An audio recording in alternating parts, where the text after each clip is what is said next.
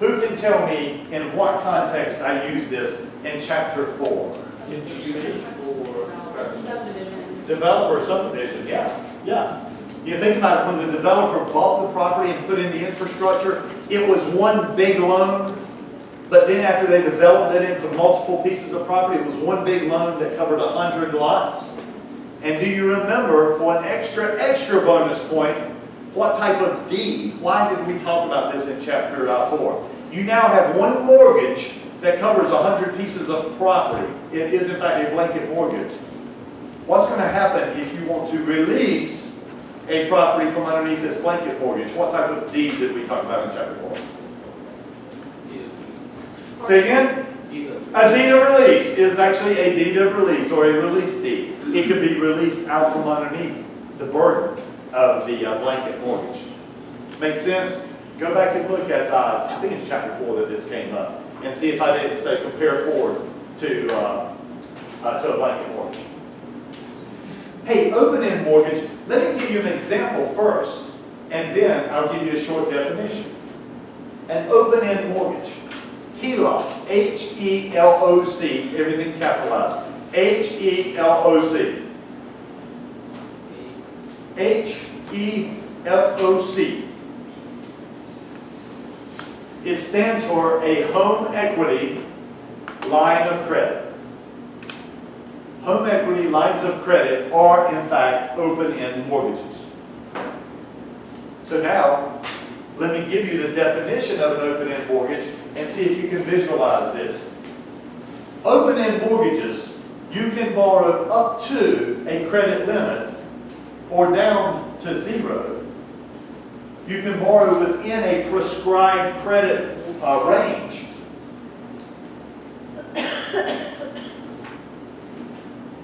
And if you need more money and you have credit lines left, you can just borrow against it. You can borrow up or down within a credit limit. Can you visualize what I'm saying? Okay, so I have a home equity line of credit for $50,000 and I want to go buy a new Lexus. So I could just simply, look, I got $50,000 available. I can go to the Lexus dealer, stroke a check for $50,000, and I can probably buy 2 tires. I don't know what Lexus is going for. But anyway, having said that, I could just stroke a check off of my credit line, right? Now how much do I owe on my credit line? $50,000. I owe $50,000, and why would the bank be interested in giving me a line of credit? They're going to charge me what? They're going to charge me interest on it, right? Okay, so they want me to borrow this money so I can pay the interest.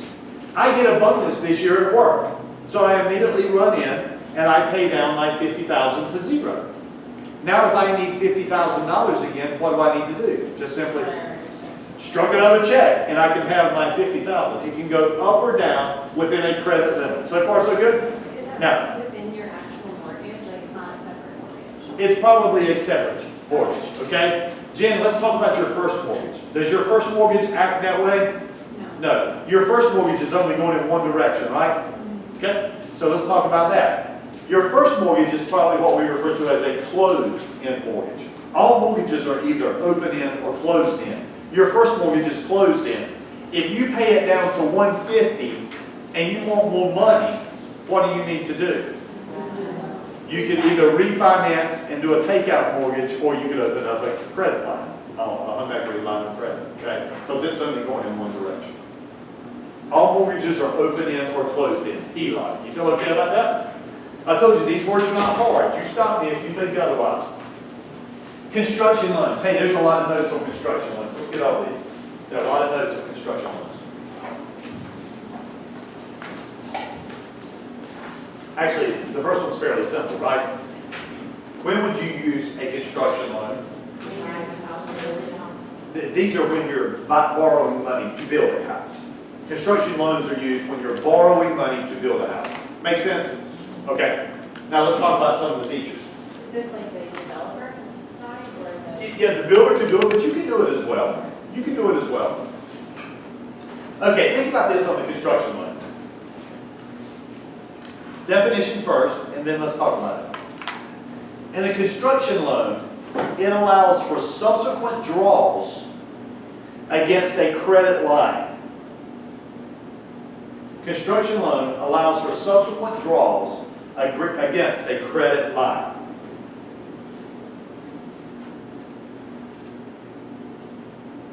Now, let's picture this and why it's obvious. If I need to build a house, if I borrow money to build a house, it's going to take me $150,000 to build that house. We've done our projections, our estimates on this. We know it's going to take me $150,000. But do I need all $150,000 right now? No. I need the first $50,000 to pay the people to come out and clear the land, prepare the land, put in the foundation. So I borrowed $50,000. I'm only paying interest on what? $50,000. Now I need for them to come in, the crew that's going to come in and do the framing of the house and all of that, put the trusses in. And so I need another $50,000. Now I'm paying interest on how much? $100,000. Only at the end am I going to need the final $50,000 when we finish the house and I have to pay out the subs who did the finishing work, the plumbing, etc., etc. So now I have $150,000 and I'm paying interest on the full amount. Now if I'm a builder, how am I going to pay this loan off? If I'm a builder, how am I going to pay this loan off? I'm going to sell the house. I'm going to take the money that I received from the sale. I will pay the lender back with any principal and interest that has accrued, and I'm done. And I put the rest in my pocket as profit. Make sense? Now, as an individual homeowner that does this, remember, construction loans are temporary financing. Does that make sense? Your construction loan is just for building the house. If, in fact, you are going to live in the house, you're going to own the house to live in, you would then get what's known as a takeout mortgage. If the word takeout mortgage is not on there, add it in relationship to the construction loan, okay? A takeout mortgage would be your permanent financing coming from a construction loan. Construction loan was temporary, so your takeout mortgage, your takeout financing would be your permanent financing. Are these rates changing, or are they Oh, yeah. all staying the same? Yeah, we'll talk about rates right here in just a second. Takeout is your permanent financing. Construction was always meant to be temporary, right? Okay, see if the following bullet points, and literally you could just bullet point these if you wanted to. See it? But we don't go to 2:45. Could somebody else help me on the time? Virginia, she'll start cheating over here. Good try. Okay. Construction loans. See if this makes sense to you. Most construction loans are interest-only loans. Most construction loans are interest-only loans. Basically what the bank says is, you know what, we'll just charge you interest on this. Pay us back when you finish the house. Matter of fact, sometimes depending on the credit quality, they may literally say you don't even have to pay us the interest until the end. At the end, pay us the interest that has accrued while you've had our money, and then when you sell the house, pay the principal plus all interest that has accrued. Very possible. Construction loans are interest-only loans. All right, how about this bullet point? See what you think about this. Construction loans are among the most high-risk loans that we talk about in this class. Matter of fact, if you want to be short, just say, construction loans are the highest risk loans we talk about in this class. And then someone explain that to me. Why are construction loans the highest risk loans that we talk about in this class? Who wants it? Go ahead, Eric. Oh, I'm sorry. You're getting ready to say something. I thought you had the answer. Go ahead, Ebony. Why are construction loans risky? They have really short term.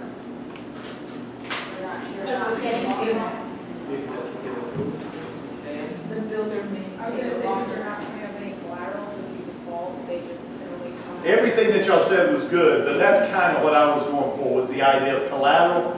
Think about it. Part of the time, the collateral is not there. I just borrowed $50,000 and put in a foundation. Good gosh, if I don't pay you, all you're getting is a foundation, which is worth nothing, you know? And so that's why they're considered among the high-risk loans. Now, if you think that's crazy, listen to this. Commercial banks love construction loans.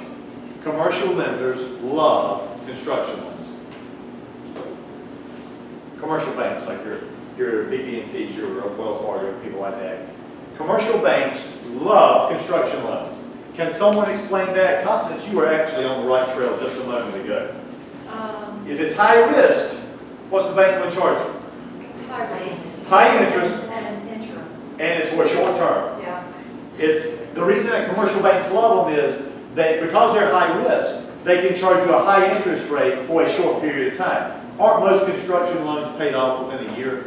Yeah, not all of them, but most of them were designed to be paid off within a year. And do you remember doing the interest? Do you remember doing the interest problems? Do you remember how much interest is accruing in these early years? So that's why commercial lenders love construction loans. Now let me ask you this.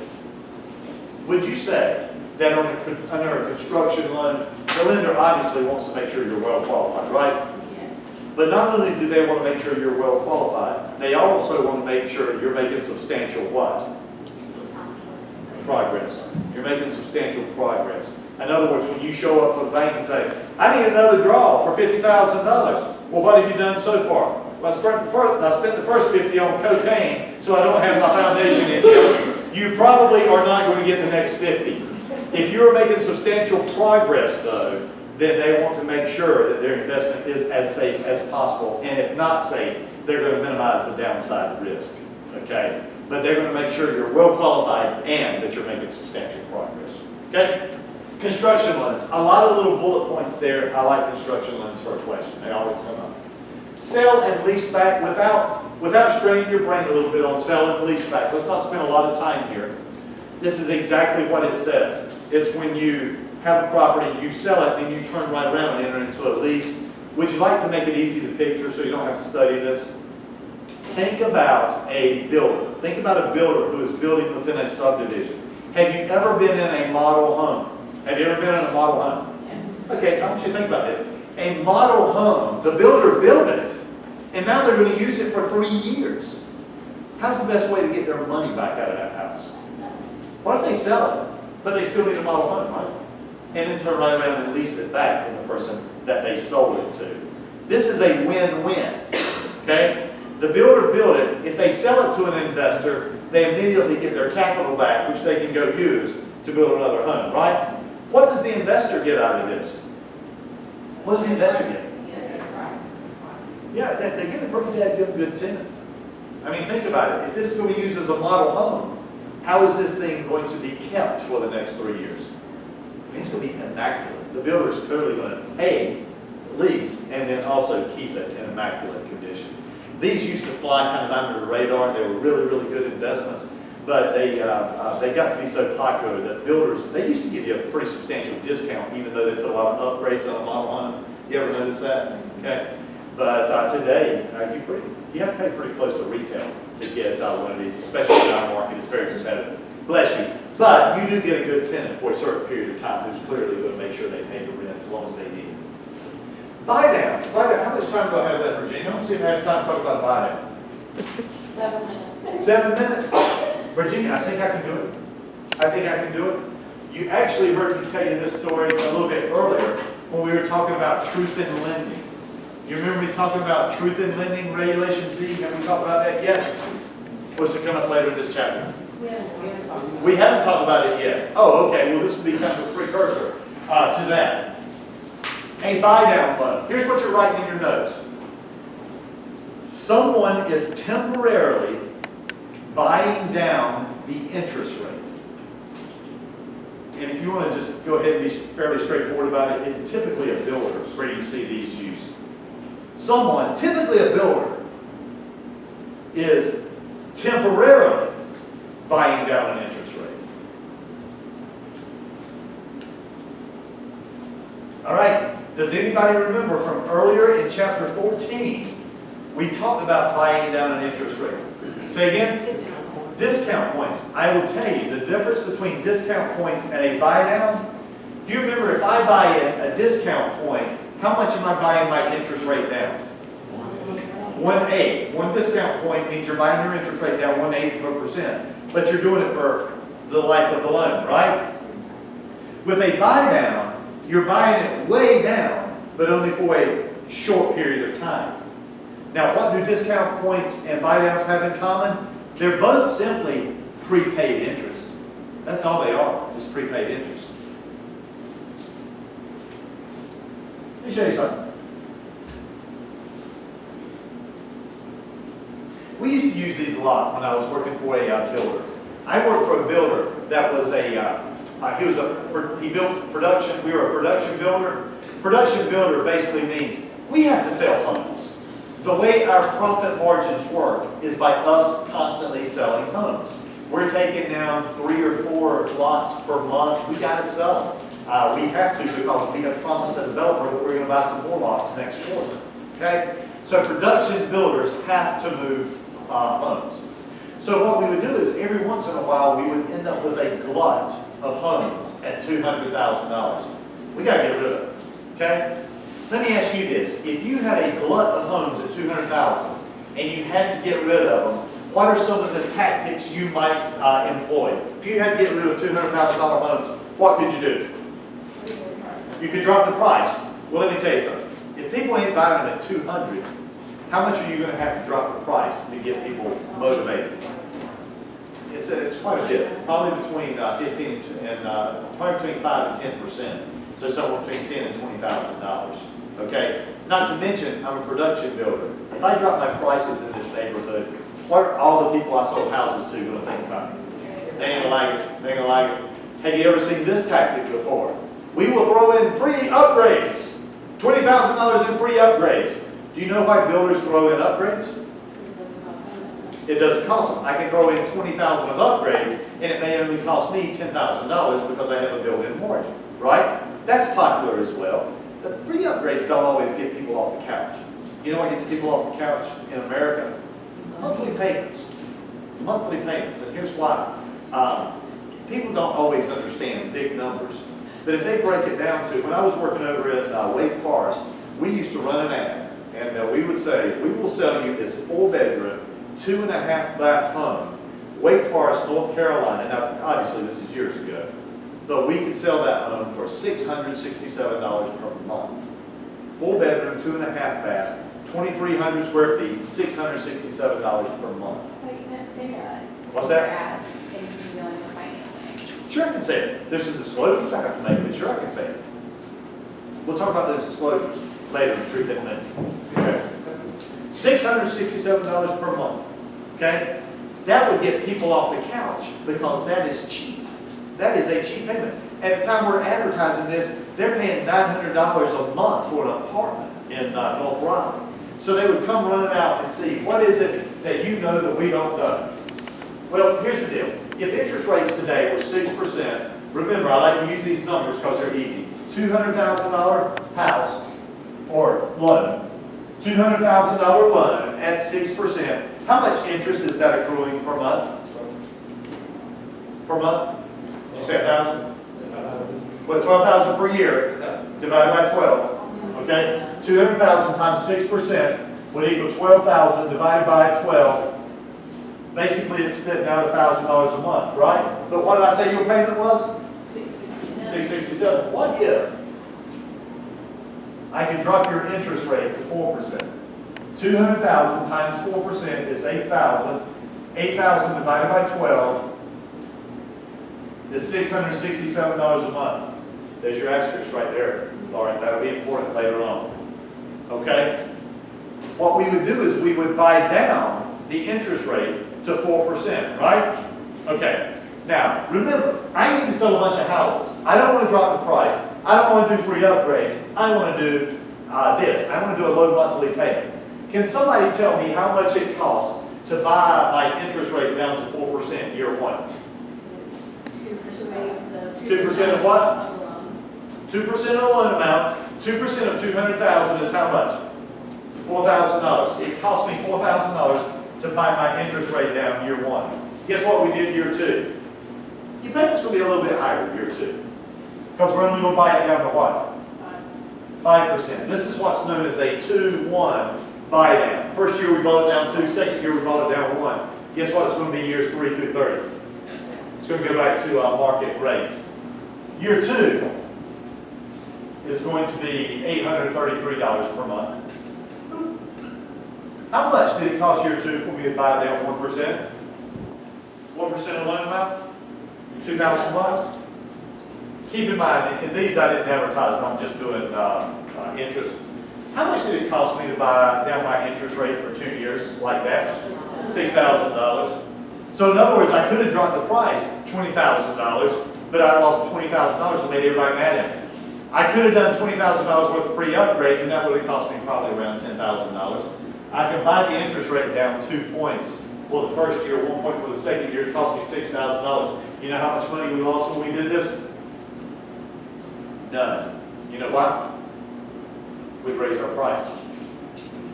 This was so powerful that we could actually raise our price because people were so focused on the first year monthly payment. So we raised our price to $206,000. This looks really, really good. And then obviously we have to disclose all of this. What Lauren was asking about are requirements of advertising, and you'll see a little bit later. You have to disclose year 2, 833, years 3 through 30, 1,000. And technically be a little bit more than that because it would have to include amortization as well. But all of this was not disclosed. A buy down, someone temporarily buying down your interest rate. Makes sense? Compare it to discount points. Discount points very little, but a long period of time. Buy downs a lot, but for a very short period of time. And when we get back, we will see, you've already talked about home equity loans, and I don't have to talk about reverse mortgages. So we'll start on the next slide. What time do you have, Virginia? Ah, man, right on time. I thought I had a minute left.